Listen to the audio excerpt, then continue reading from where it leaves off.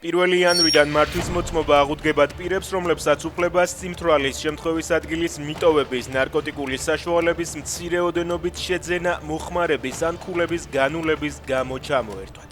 ახალ კანონპროექტს ოცნება დაჩქარებული წესით განიხილავს.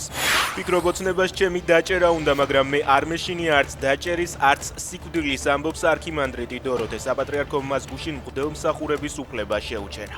არქიმანდრიტი ამბობს, რომ არც ერთ ეკლესიაში გადასვლას არ აპირებს და გადაწყვეტილებას არც სააპელაციო წესით გაასაჩივრებს. ის ყურადღებას ამახვილებს ფაქტზე, რომ დადგენილება კომისიის დასკვნის გარეშე გამოიტანეს და მას პატრიარქიც ხელს აწერს. ეს არის უკანონობა, რადგან პატრიარქი ასე არავის ჯის, ამბობს არქიმანდრიტი დოროთე.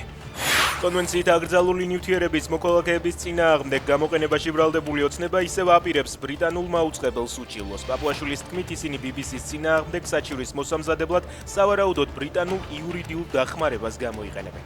ცნობილია, რომ მაუწყებლის იურისტებს იმაზე მეტი მტკიცებულება აქვთ, ვიდრე ეს გასაჯაროვდა და მზად არიან საქმე ჰააგამდეც მიიტანონ. რუსეთმა უკრაინაში მებრძოლ ქართველ ქალზე ნინო კახნიაშვილზე საერთაშორისო ძებნა გამოაცხადა. რუსეთის გენერალური პროკურატურა წერს, რომ კახნიაშვილის წინააღმდეგ საქმე დაქირავებული მებრძოლის სამხედრო კონფლიქტში მონაწილეობის მუხლით აღიძრა.